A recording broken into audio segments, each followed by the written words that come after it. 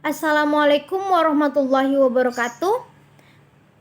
Innal hamdalillah wa syukron lillah amma ba'du. Langsung saja, kami dari kelompok 6 akan mempresentasikan hasil kerja kami dalam mata kuliah komunikasi bisnis, yang mana di sini dosen pengampunya ialah Ibu Wardani Purnamasari SPD MPDE. Di sini kami mengambil judul ialah teknik presentasi bisnis. Kami beranggotakan 2 orang dalam satu kelompok, yaitu saya sendiri, Dina Juliana Safitri dengan NIM 119106205990, dan teman saya Lukiana Helvini 1191062365. Baiklah, materi pertama yang saya jelaskan ialah tujuan presentasi bisnis. Tujuan presentasi bisnis ada 4. Sebelum kita masuk kepada tujuannya, kita harus mengetahui apa itu presentasi bisnis. Presentasi bisnis adalah media di mana kamu dapat menginformasikan pikiranmu ke dalam suatu rangkaian kajian audiovisual yang lengkap kepada orang lain di suatu bisnis tertentu. Nah, adapun tujuannya yang pertama, menginformasikan pesan-pesan bisnis kepada rekan bisnis. Sesuai dengan pengertiannya, presentasi bisnis itu adalah media di mana kamu dapat menginformasikan pikiranmu. Nah, di sini kita menginformasikan pikiran. Pesan-pesan bisnis yang disampaikan itu harus semenarik mungkin, sederhana, mudah dipahami, dan mudah dimengerti. Dan jangan sampai kita menggunakan bahasa yang membosankan, yang monoton, tidak jelas, dan sulit dipahami. Nah, yang kedua, tujuan presentasi bisnis itu yaitu menghibur audiens. Maksudnya di sini menghibur audiens ialah untuk mencapai tujuan presentasi bisnis, seseorang pembicara itu perlu menyiapkan humor-humor agar percakapan itu hidup, suasana itu hidup. Nah, yang ketiga ialah menyentuh emosi audiens. Di sini maksudnya dengan gaya bicara dan dengan intonasi yang menarik, seseorang pembicara mampu menggugah emosi audiens sehingga suasana pembicaraan itu hidup. Dan yang keempat ialah memotivasi audiens untuk melakukan sesuatu. Materi yang kedua ialah persiapan presentasi bisnis. Nah, persiapan presentasi bisnis itu yang pertama ialah penguasaan terhadap topik atau materi yang akan disampaikan, yang akan dipresentasikan. Nah, penguasaan terhadap materi yang akan disampaikan merupakan hal terpenting dalam sebuah presentasi, yang mana di sini presentasi kita agar mudah dipahami orang, maka kita harus menguasai topik atau presentasi kita pada pagi ini, pada kesempatan kali ini. Dan berhasil atau tidaknya sebuah presentasi tergantung pada kemampuan pembicara dalam memahami setiap detail hal-hal yang terkandung dalam isi materi presentasi tersebut. Yang kedua ialah penguasaan berbagai alat bantu presentasi dengan baik. Nah, presentasi yang baik bukan hanya terlihat dari isi materi yang disampaikan, tetapi juga dipengaruhi oleh bagaimana cara membawakannya. Yang ketiga, menganalisis audiens. Menganalisis audiens ini tujuannya agar presentasi dapat tercapai, tujuan presentasi itu tercapai. Maka pembicara perlu mengenal siapa sebenarnya yang menjadi audiens. Kita harus mengetahui watak audiens kita gimana. Jadi dari situ kita bisa mempresentasikan kinerja kita dengan baik. Nah, yang keempat, menganalisis berbagai lingkungan lokasi atau tempat untuk presentasi. Nah, tempat presentasi ini harus kita analisis. Bagusnya kita mempresentasikannya itu bagaimana agar audiens itu mudah memahami presentasi kita. Nah, seorang pembicara harus mengenal lebih dekat dengan lingkungan lokasi atau tempat di mana ia akan melakukan presentasi tersebut. Selanjutnya ialah alat bantu presentasi.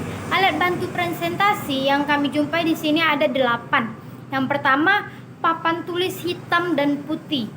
Dan yang kedua, flip card. Yang ketiga, transparansi overhead project. Yang keempat, slide. Yang kelima, papan tulis elektronik. Yang keenam, video caster recorder. Yang ketujuh, panel LCD projector. Dan yang kedelapan, protektor LCD. Nah, di antara alat-alat bantu presentasi ini pasti memiliki kelebihan dan kekurangannya masing-masing. Apabila di papan tulis ada memiliki kelebihan dan kekurangan ini, dan flipchart bakal ada kelebihan dan kekurangannya masing-masing. Begitu pula dengan alat bantu presentasi lainnya. Materi selanjutnya ialah analisis audiens. Untuk dapat melakukan presentasi bisnis dengan baik, salah satu persyaratannya ialah pembicara harus dapat menganalisis audiens secara tepat. Nah, ketidaktepatan dalam menganalisis audiens akan membuat pembicara gagal atau kecewa karena tidak mampu menyampaikan presentasi dengan baik. Dalam menganalisis audiens, seseorang pembicara harus mampu menjawab 6 pertanyaan dasar. Dalam menganalisis audiens, pembicara harus mampu menjawab 6 pertanyaan dasar dari penelitian audiens tersebut. Yang pertama, siapa audiensnya? Siapa audiens ini berkaitan dengan kepada siapa seorang pembicara itu berbicara. Nah, yang kedua, apa yang diinginkan audiens? Dengan memahami apa yang diharapkan audiens, seorang pembicara tentunya akan berupaya semaksimal mungkin untuk melakukan presentasi sebaik mungkin sehingga dapat memuaskan audiens. Yang ketiga, di mana melakukan presentasi. Nah, pemahaman tempat presentasi akan membantu pembicara untuk menyusun strategi yang tepat. Yang keempat, kapan melakukan presentasi. Nah, dengan mengetahui kapan seseorang harus melakukan presentasi, paling tidak ia akan mempersiapkan strategi atau trik-trik untuk melakukan presentasi tersebut agar presentasi dapat. Nah, yang kelima, mengapa melakukan presentasi? Sebelum melakukan presentasi bisnis, pembicara harus menjawab pertanyaan mengapa melakukan presentasi tersebut. Nah, jawabannya 6 ialah bagaimana melakukan presentasi. Dalam melakukan presentasi, seseorang berbicara tentu memiliki strategi yang berbeda-beda. Selain itu, perlu diperhatikan apakah presentasi bisnis memerlukan tata letak meja secara khusus untuk diskusi. Saya akan melanjutkan penjelasan dari teman saya, yaitu analisis bahasa tubuh. Ada beberapa analisis bahasa tubuh. Yang pertama, ekspresi wajah. Yang kedua, senyuman. Yang ketiga, kontak mata. Yang keempat, gerakan tangan. Yang kelima, gerakan bahu. Yang keenam, gerakan kepala. Dan yang terakhir, cara berdiri. Peninjauan lokasi. Peninjauan lokasi sebelum melakukan presentasi bisnis merupakan hal penting karena akan sangat membantu pembicara ketika melakukan presentasi. Seringkali pembicara melakukan presentasi tanpa melakukan peninjauan lokasi sebelumnya sehingga dapat mengganggu kelancaran presentasi karena tidak menguasai lokasi, seperti persediaan alat-alat bantu presentasi yang telah disediakan terkadang tidak satu merek sehingga sulit atau mengganggu kelancaran presentasi. Di samping mengetahui alat-alat bantu presentasi yang akan digunakan, pembicara harus memperhatikan tata letak untuk tempat duduk dalam presentasi bisnis, tata lampu, podium, posisi proyektor, dan lain-lain sebagainya agar mempermudah dalam menyampaikan presentasi karena sudah menguasai lokasi. Selanjutnya percaya diri. Percaya diri merupakan salah satu prasyarat bagi keberhasilan suatu presentasi bisnis. Oleh karena itu, seseorang pembicara profesional harus selalu mencari berbagai upaya untuk mengembangkan percaya diri.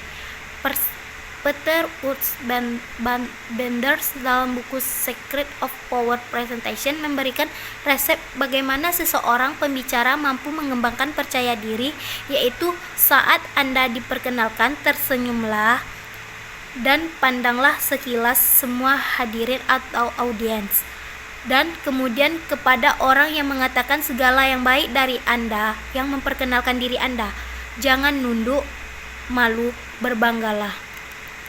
Cara agar percaya diri, yang pertama mulailah perlahan-lahan dengan punggung dan dagu tegak, kemudian percepat secara bertahap.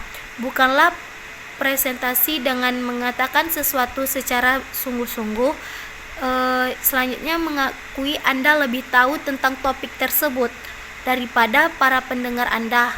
Anda seorang pakar.